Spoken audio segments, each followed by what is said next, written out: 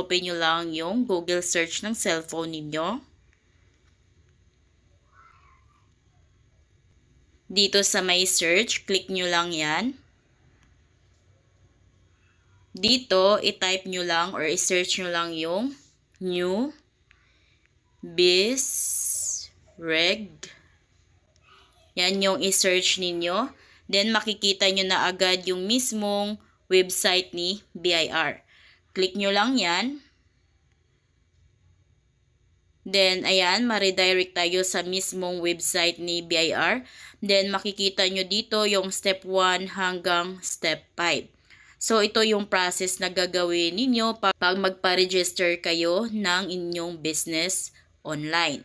So, dito sa step 1, so bago tayo mag-submit dito, kailangan i-prepare nyo muna yung mga requirements. So, kailangan nakascan copy ito, PDF copy, at hindi lumagpas sa 4 MB. Sa 4 MB, yung total size ng lahat ng requirements.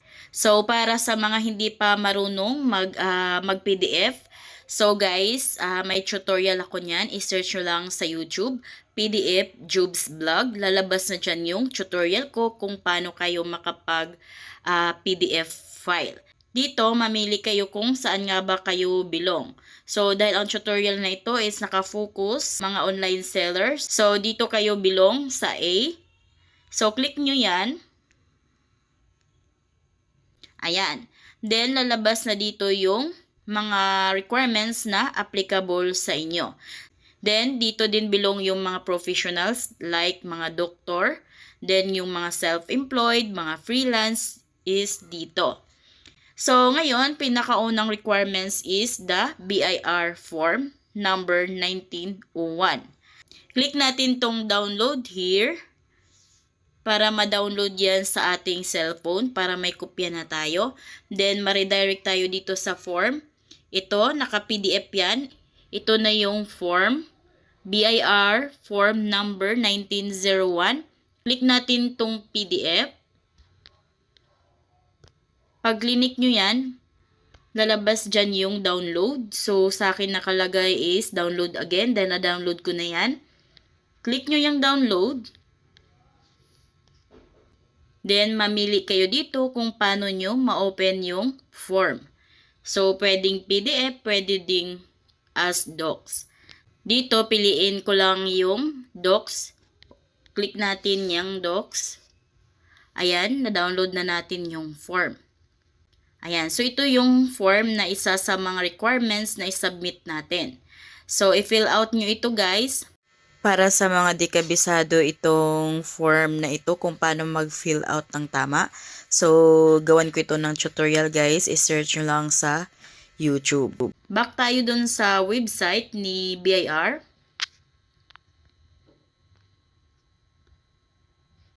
Pangalawang requirements naman is government issued ID. So, tulad ng birth certificate, pwede din kayo makapagpasa dito, passport, driver's license. Then, community tax certificate. Then, kailangan yung government issued ID ninyo is nandyan yung kumpletong pangalan ninyo, address, birthday ninyo. Halimbawa, yung ID ninyo walang address, so any proof of residence or business address na lamang. Take note, IDs shall be presented and should be readable.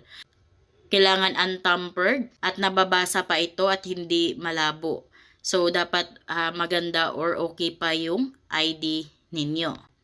Pangatlong requirements naman is BIR, printed receipt or invoice. Sa kanyo na yan ipapasa kay BIR pag once na mag-pick up na kayo ng inyong certificate of registration. Pangatlo is hindi pa yan kailangan yung ipasa online.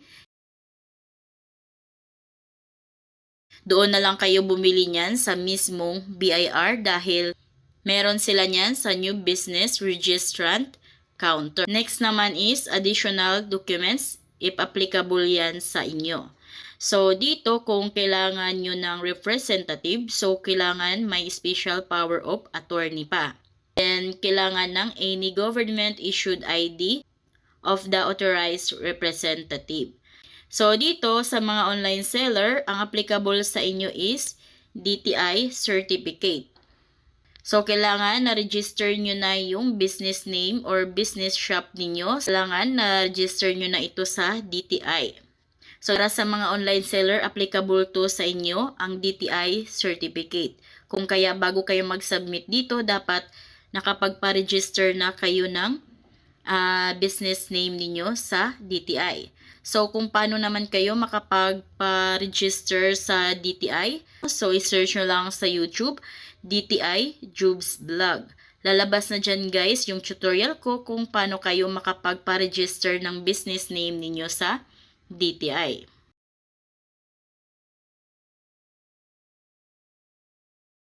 Step 2 is determine filing and payment obligations. So, para malaman ni BIR kung magkano nga ba yung payment obligations sa inyo para ma-determine nila, kailangan ito ay masagot ninyo. Click nyo lang itong download here. Click nyo yan. Then, click download. Then, click docs. So, ito ay questionnaire lamang. Ayan, so as you can see, mahaba-haba din ito. So, ito ay sasagutan ninyo. Lagay nyo lang yung kumpletong pangalan ninyo at ang date. Then, dito, basahin nyo yung instructions. So, yung instructions, kung yun yung sagot ninyo, lagyan nyo ng X yung box. Unang tanong, halimbawa, dito, do you own your place of business? So, halimbawa, yes. So, lagyan nyo ng yes ng X. Then, mahaba ito guys. Ayan, sagutan nyo yan. Ayan. So, isa din yan sa requirements ni BIR. Kung kaya ito ipaprint nyo din at sasagutan nyo ito. Ngayon, back tayo sa website ni BIR. Dito naman sa step 3, kailangan nyong magbayad dito ng 30 pesos for the DST or documentary stamp tax. So, dito, meron tayong dalawang klaseng taxpayer. So, una, itong taxpayer is with existing tax or may TIN number na. Dito naman sa pangalawa is yung mga nagpaparegister dito na wala pang existing TIN or wala pa talagang TIN number. Dito sa pinakauna, kung kayo ay may TIN number na, so kailangan nyong magbayad ng 30 pesos for the DST. So, click nyo tong A Payment Channels. Then, scroll nyo lang pababa. Makikita nyo dito yung available e-payment gateways. So, pwede kayong mamili kung Land Bank ba, DBP, BancNet, Union Bank, PesoNet, GCash, Maya, or kaya sa MYEG. So, gagawa ko ng tutorial niyan kung paano kayo makapagbayad, halimbawa through GCash, mga ganyan. So, search nyo lang sa YouTube. How to pay BIR Jubes Vlog.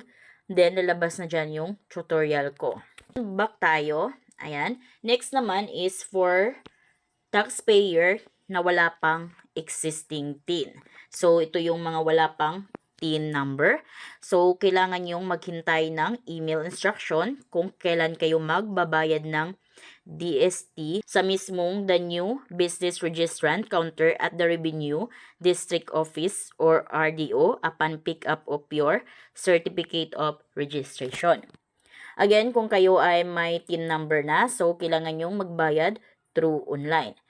Pero kung kayo ay wala pa talagang TIN number, so kailangan yung magbayad sa mismong branch. Next naman, step 4, attach all required documents in the email and submit to the email address of the concerned RDO. So, saan nga ba kayo mag-submit ng inyong registration? So, dito guys, kailangan nyo lang ilagay yung business address niyo or residence address. Tulad ng mga online seller, dahil wala kayong physical address, so kailangan gamitin nyo na lang is residence address. So, dito, fill out na tayo. Choose province, click natin yan. Ayan, then halimbawa kayo ay taga Rizal, click nyo yung Rizal. City or municipality, click nyo yan. Halimbawa, City of Taytay, click nyo yung Taytay. Then, kung anong barangay. Ayan, halimbawa San Juan, click nyo yung San Juan. Next is business type. Click nyo to. And dito, dahil kayo ay online seller or mga professional or self-employed, mga freelancer, dito kayo belong sa self-employed. Click nyo yan. Ayan, then dito, ilagay nyo yung kompletong pangalan ninyo. So, naka-format siya as apelyido ninyo, pangalan ninyo, at saka middle name ninyo. Halimbawa, apelyido ninyo is Ramos. Then, ang pangalan ninyo is Mary Jane. Middle name ninyo is Santos. Ayan. So, naka-format siya dapat na ganyan. Then, pag nalagay nyo na yung lahat ng information dyan, so, makikita nyo na agad yung email information kung saang RDO branch kayo mapasa ni BIR at kung ano yung email at kung ano yung subject. So, application for business. So, bago natin i-click yung email your application, so ito yung mga dapat nyong malaman. Scroll muna kayo sa pinakababa. Makikita nyo dito. Ito, you will receive an email acknowledgement of the receipt of your application from official email address of the concerned Revenue District Office. So, after natin makapag-email or makapag-submit ng requirements, mag-i-email din si BIR sa atin na mag-confirm lang sila na natanggap nila yung application or email ninyo. Next naman, pag once na natanggap nila at makapag-email sila sa inyo, so, yun na mag-start yung 3 working days na pag-process nila sa application ninyo. Then, pag once na na-process na nila 3 working days, so, makakatanggap kayo ng email na galing kay BIR na kung saan kayo ay nakaschedule para sa pag-pick up ng Certificate of Registration ninyo. At of course, ito yung kanina, kailangan nyo din magdala ng pera dahil may babayaran kayo doon at bibili din kayo doon ng BIR printed receipts. So, dito na tayo sa pag-apply. Click natin tong email your application. Automatic sa RDO branch na kung saan tayo ibabato ni BIR. Ito na yung email nila. Then, makikita niyo dito application for business, yung subject niya at kompletong pangalan ninyo. So, dito, pwede kayong maglagay ng message kay BIR or pwede ding hindi. Para formalization lang, so lagay natin, good day. Please see attached files. Thank you. Ayan, next is, click natin to, i-attach na natin yung requirements natin. So, ngayon, click na natin to. Then, click attach file. Then, dito, make it sure na na-scan na yung requirements ninyo. So, again, kailangan naka-PDF ito. So, isang requirements lang yung i-attach ninyo dahil naka-PDF na ito.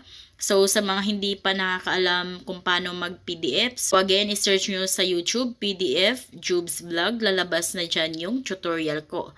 So, ang PDF guys, pag-iisahin yung lahat ng requirements. Kung kaya pag mag-attach na kayo dito, hindi na madaming requirements yung i-attach ninyo dahil isang files na lang siya. So, halimbawa ito yon, click natin yan. Ito, makikita nyo kung naka-attach na ba yung files. Ayan, naka-attach na siya. So, dapat lahat ng files is naka-scan copy para kitang-kita lahat ng details. Ayan, so dapat andito na lahat ng requirements ninyo, yung ID, yung form, lahat-lahat na nabanggit ko kanina is dapat nandito na. Dapat naka-scan at PDF. So, ngayon, click nyo na itong send.